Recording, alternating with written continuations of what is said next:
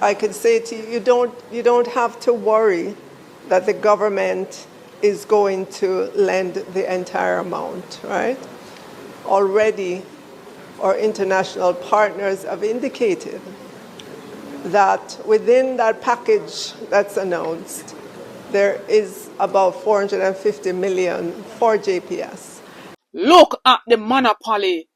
Look at the chess move that they played in our faces in the parliament, talking about multilaterals, putting money aside. It is still the government that is loaning JPS all of the money.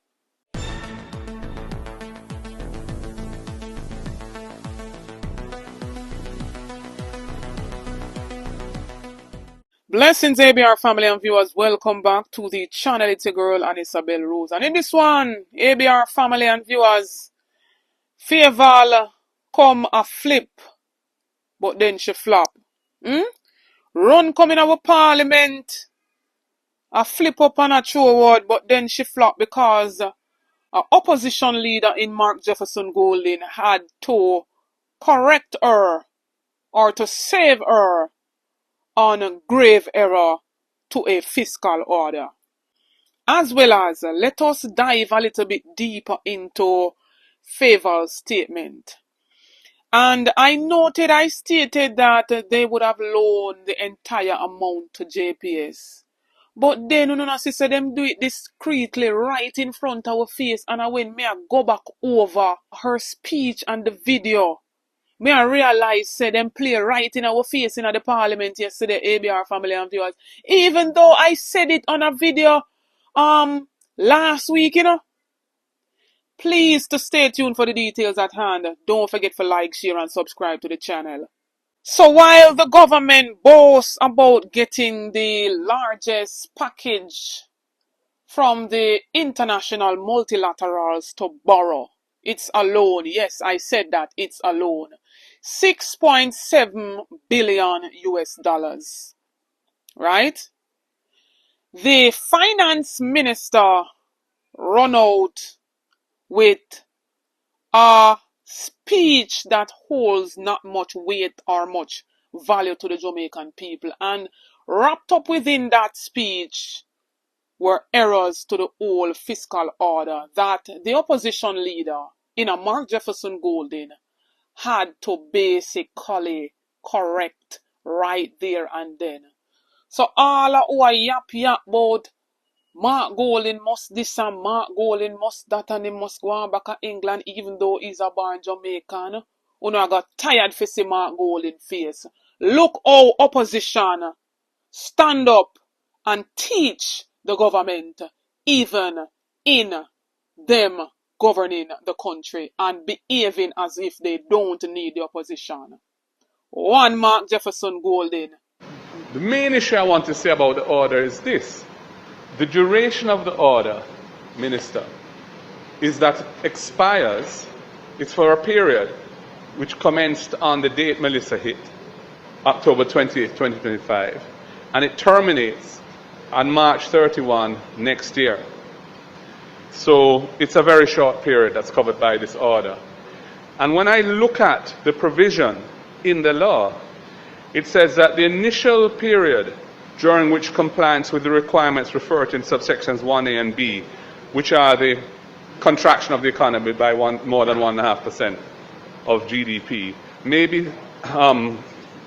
so the initial period during which compliance with those requirements may be suspended shall terminate at the end of the financial year following the eventuality. So to my mind, you're selling yourself short, Minister, by having it end in the financial year that we are in and that the calamity occurred. Because it's supposed to be, it should terminate at the end of the financial year following the calamity. This is important because the effects of this are likely to impact the upcoming fiscal year. So I question the period, and there's another reason why it is important that we get that date right, because it says that, and this is a proviso to that same provision, and that provision, Minister, is subsection 4 of section 48C of the Financial Administration and Audit Act, subsection 4. And it goes on to say that where the Fiscal Commissioner has validated in the prescribed manner that the residual impact of the eventuality means Melissa in this case, is significant enough to warrant the continued suspension of the requirements, the fiscal rules. The suspension of the requirements may be continued for an extended period of one more financial year immediately following the initial period of the suspension. So that would give you 2 years, potentially, plus the period between now and March, during which Jamaica could utilize this envelope, massive envelope of resources that were announced yesterday, to try and get the recovery going. But the way the order is worded, this one expires in March, and then the law only allows you to have one more fiscal year of suspension after that, which I don't think is desirable. So I'm suggesting to you, Minister, that you revisit this, take a moment, or maybe more than a moment, to look at it. But I don't think that the order that's before us complies with subsection 4 in its current form. I think the idea, and I was very involved in the drafting of it, so I'm speaking from a position of some knowledge of this, because when the amendments that we're looking at to do with the suspension of the fiscal rules were passed, I was the chairman of the legislation committee of cabinet then, and went through it with a fine-tooth comb with the technocrats from finance. So I'm saying that the intention is definitely that it should last for a year following the fiscal year in which the calamity occurs, and we shouldn't be constrained to have a suspension for a few months till March, and then you only have one more potential year to March 2027 of suspension. So that's my contribution. I'd love to hear from you when you're going to amend the Act to adjust that target, and also to reconsider the deadline or the end of the period, of the initial period, which currently is March 31, 2026, but I think ought to be March 31, 2027. Thank you. Is an error in the order. It should be March 31st, 2027, and as rightly pointed out by the leader of the opposition. So, Madam Speaker, we will...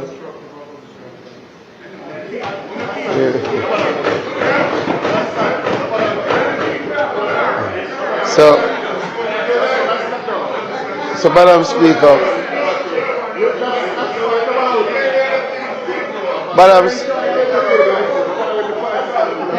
Madam Speaker, we ask for a 5-minute recess so that we can reprint order and have the minister sign it. Suspension for 5 minutes, Madam Speaker. House, the question, no, members. The question is that the House be suspended for 5 minutes. Those in favor? Those against? The ayes have it. That is, members, to facilitate the adjustment of the order. Thank you, Marshall. You cannot make any mistake when it comes to critical times as this, and the opposition is a part of the government, and so therefore the opposition must be given chance and opportunity to help in the relief process. Mark Golding literally saved Favour Williams. Mark Golding exposed the error when none of them on the government side, all them can talk about election over. And all them can talk about a misinformation and disinformation and pushing back. Help the people who needs the help in the country. Assist those who are devastated by the passage of the hurricane, and make the policies and plans to govern and to guide every step of the way how the funds are distributed and when the funds comes in. We need accountability and we need transparency.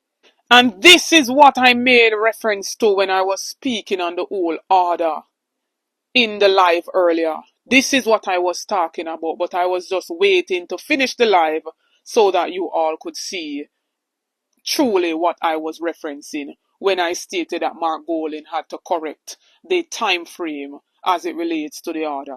Now, I played this video earlier in a video that I dropped on the channel. And I went over it and went over it again, but I didn't pick up that Favour Williams basically played in our faces in the Parliament yesterday. And even though I said it on numerous videos that the government now go stop till them loan the entire amount to the Jamaica Public Service, despite of the 150 million US loan, the CEOs of JPS told the mayor of Westmoreland that some areas will not get light until the expected time that they stated, May of 2026. And so I'm going to run back this video with Favour responding to a question from Julian Robinson about the whole, loan to JPS. But little did we realize that even though she stated in this video that in the 6.7 billion US package that the multilaterals has basically put aside 450 million US for the Jamaica Public Service, it is still the government that is loaning JPS that 450 million US dollars. Uno no sister them take with a big fool. Uno no sister them take with a menke. Jamaicans, well-thinking Jamaicans, uno have to wake up. We are borrowing all of this money and it's gonna be on the backs of Jamaicans to ensure that whosoever is in government, they sort out and repay all of these loans. Look at the monopoly. Look at the chess move that they played in our faces in the Parliament, talking about multilaterals putting money aside. It is still the government that is loaning JPS all of the money. The question about the loan to JPS, is the government prepared to lend the entire amount? I think that was your question. So the loan to JPS was 150 million US dollars so that they could accelerate the pace at which Jamaicans get their lights back, which businesses get their light back. Madam Speaker, already I could say to you, you don't have to worry that the government is going to lend the entire amount, right? Already our international partners have indicated that within that package that's announced, there is about 450 million for JPS. And what that will do is allow for our loan of 150 million to be repaid back to us so we get back the liquidity. It didn't happen last Tuesday. It's happened after that.